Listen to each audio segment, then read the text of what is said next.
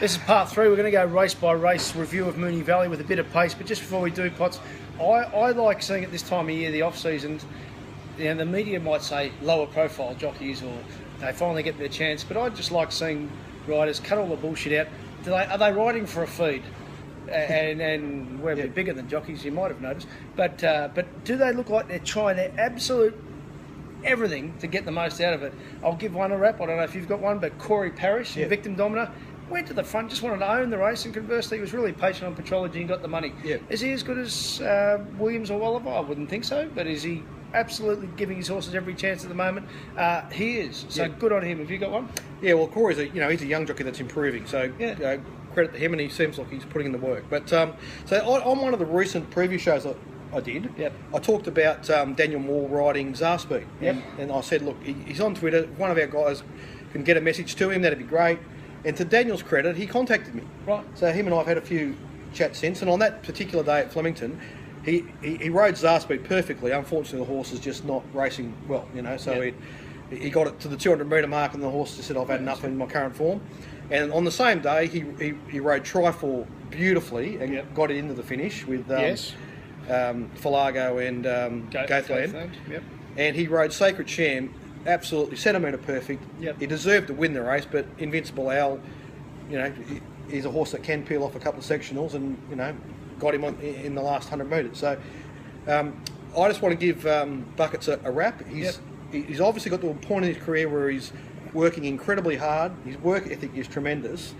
I've watched a lot of his rides recently, and he gives them every chance, just about every ride. And him and I are going to continue to talk. I'm going to help him as much as I can with tactics and track patterns and stuff like that. And I hope that the trainers support him and give him the rides that he deserves. I just thought of something, given that sort of Juppie Band are with him. They're both Carlton supporters, so they'd be happy with the Blues.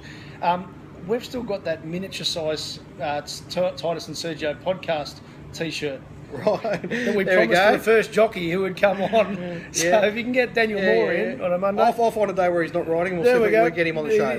There's his payment. It's locked in. So race 1, this was a pretty slow race. Pure Emotion got the bob in from the Bolter, Magic Miller. I can't find anything from this race, can you? No. It's another 2-year-old race that's at a standard that's... There's been better 2-year-old races at the provincials recently. So, anyway. School holidays coming up. The robots paid for the school holidays, and I think one side of the bay, I'm not sure if it was Portsea or Bowen Heads, on Unique Lovely, because they smashed this, and assisted by Reno not turning up after being agitated, as we've discussed. It wasn't a bad win. Yeah, no, look, to be quite honest, the robots, credit to them, they found a way to just completely trust what happened at Swan Hill, and if you did, you would not have been surprised by the win. I saved on her, and it didn't surprise me. She went really well at Swan Hill, and she backed it up here. Second best on Vince Carty's work, second best 800, best 600, 400. So it wasn't just skunking in the race and dashing home. It was. And can I just say, the ride there is really good to watch punters. He got on the Bo Merton's back on If Not Now When, and he stayed in tight enough before he got to the home straight. So he didn't pull into that Brandon inferior Stockdale, because I want to say something about Brandon Stockdale ride shortly that I think has got nothing to do with him, but is to do with the tactics he was told to. Essence of Terror, well, it was the Johnny on the spot, second line, and I think Zara Bay, if it just jumped a bit cleaner, sits a length closer, was the difference between winning and losing, but a fairly plainish Again, race. these are decisions that, when I look back at this race, the error I made, I suppose, in hindsight, given they only run the race once, is I expected Zara Bay to cross ahead of Essence of Terror. Same. And as soon as that didn't happen and Essence of Terror got into that spot, I thought that was the position to win the race from. That's why I backed Zara Bay. And it was occupied by Essence of Terror, and she's a good enough mare to take advantage of that situation. I think, and this could be a big statement, I don't think Miss Vista will be able to represent Australia in Hong Kong at the end of the year. I think they need to ride her for speed, though. I think it's a mistake. They're reducing her key asset to a liability because she keeps over racing. Anyway, we're doing our best. Craig Williams is a great. He did the same mistake, same but different on Tom Melbourne.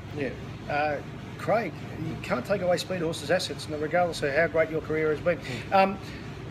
Bo Mertens, this is an example of tactical courage. If you ride in a race, you've got courage every time you get in a horse. So that's a given.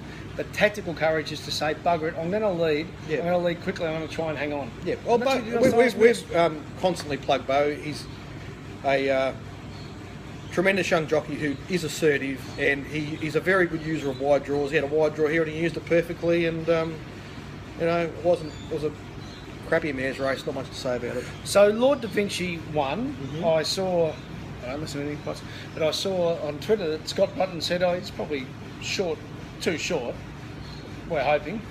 Now, the immediate blow up is to say, hang on, I think it might have been his father on the radio when he made a real point of going on about how the horse hadn't settled in. Right. Okay. And that he was really worried, but it had eaten up the night before the race, but they'd had 3 days of problems and they were really concerned, and well done, because it got the price out from $3 to $5. Well so played. If you want to listen to trader reviews, that's the type of quality that could cost you money. Well, can I just say to the punters here, look, this race was left off my betting plan because in the morning this horse was $3. I'd marked it $3.20 and I really didn't want to take $3 because there was a few tricks about the race, right? But as they were going into the gates and it was out near $5, I was happy to have something on it, and because it mapped beautifully on the day. There is a reason why all of us who do it properly, make a market, isn't there? Yeah. Well, we actually genuinely believe that's what its chances are. We could be right or wrong. But same with Lord Da Vinci. Once it gets to 450 on a horse who's a go-forward horse, that's a surprising. Well, he is now. He didn't used to be. No. When he was with Sam Pritchard Gordon, he was a back marker. Yeah. But here's the funny thing was, I thought, that quick, but again, on Vince's times, it's pretty moderate, fast cash. If you talk about if people know someone, no criticism of the kid because you've got a big enough profile with the stable. Wendy Kelly stable, or as it could be their owners, because it's all similar colours. If you think doing the right thing with fast cash was to have it there, you've cost yourself a win. I've got zero doubt, not a little bit, but zero doubt, that if they were aggressive with this horse, he had the pace to sit OSL, that's I believe, and win. Yeah, instead, I think the problem is that this is what happens when you know your horse, but you don't know the race you're in. Exactly. Great words, Because there was no pace in that race, and it was going to be left to either Military Rain or whatever, the WA horse, or Lord Da Vinci.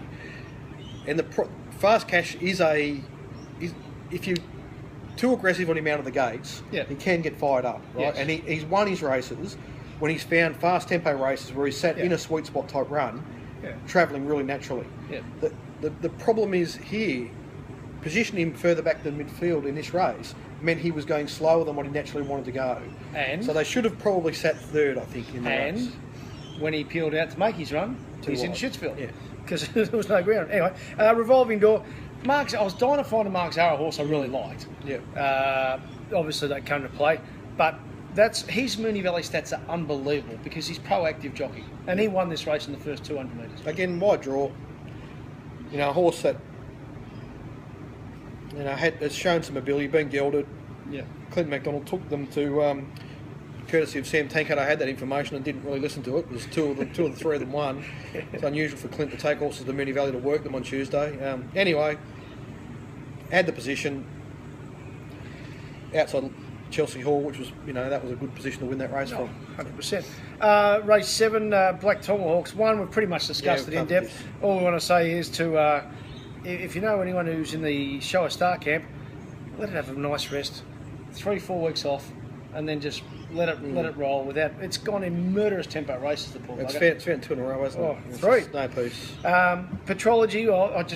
This one hurt. And you talk about it finding a price. It did find its price because even though it's a Flemington type horse and the track wasn't playing, he'd been going really well, Petrology, and he just.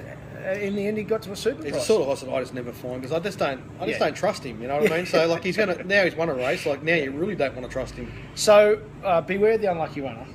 But Amavasio, I think, is ready to give the Winter Championships another shake. Yeah. Well, there was a few. Yeah, absolutely. He's moving along nicely, Amavasio, and he's a Flemington horse. And poor Jake Bayliss did nothing wrong on Rhythm to Spare, but that horse is, gone to the line hard held. It probably would have been in the finish. Anyway. That's it. And last race was Catch That Cat. Not much out of this race. We know that Leodoro was unlucky. We know that Star Steel was so unlucky that the rider fell off. Yeah, no, they just fit all them horses in that race. They just had a fitness run. The finishing order doesn't mean much. Not at all. Anyway, I've got another quick story for the punters. They seem to enjoy. So a while ago we did some of our better punting stories. Yeah. And last week me and my subscribers had a really good result of Sandy on Wednesday, and it was a really obscure. The way the bet come together was really obscure, and I thought I'd just run through it for the punters because I think what the information gives them is that the bigger results you have tend to be really these strange things where a group of things come together to lead to something that wasn't obvious because the market's not found it early anyway. So back in March, I went there, when Mornington had the standalone meeting, I went down there to walk the track. Yes. Now me and Dan O'Sullivan swapped a bit of information, so I sent Dan the what I found from walking the track, and you know, sometimes I'll ask you for a second opinion on a horse or whatever. And on that particular day, I'd marked Snitzelwood half the market price. So this is on the Friday, right? So I just asked him about that race, what he thought. You know, what was your opinion of that race? Because I've marked Snitzelwood half the market price. When he replied back to me, he had a comment about Snitzelwood was similar to mine. That was good, and that Shakopee was in the race. It was having its first run from Europe.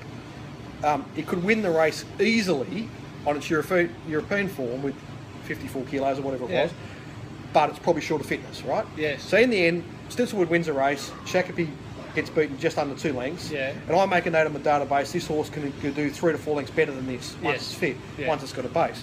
So I never even thought of Shakopee again. And so fast forward, then about a month or so ago, I'm reviewing races, and like when you're reviewing 100 races a week, they can get to be a bit torturous at times. And you come to a meeting at Casterton, that's half the meetings hurdle races. Casterton meeting, and you got to you sort of go through it, and you're just thinking, this is all good. I'm never going to sell these horses again. They're not going to come into the race. But anyway, I'll go through the process.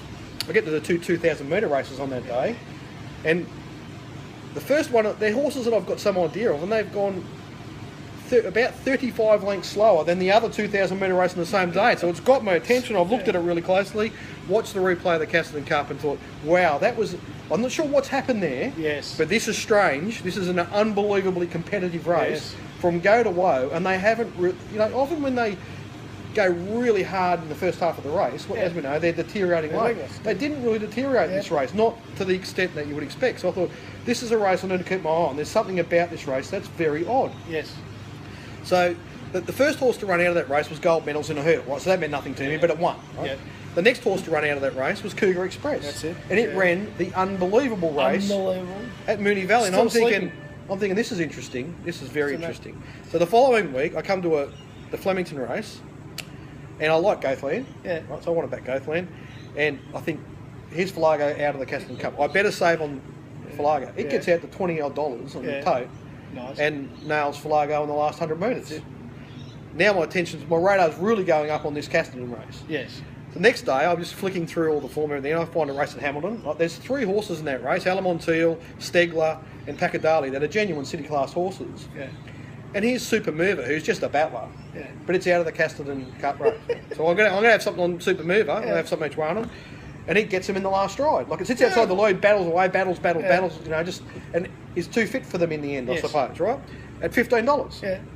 So now this Casterton race is like so on my radar, it's not even funny. So I come to do the form last Wednesday for Sandown. I do the 2,400 metre race.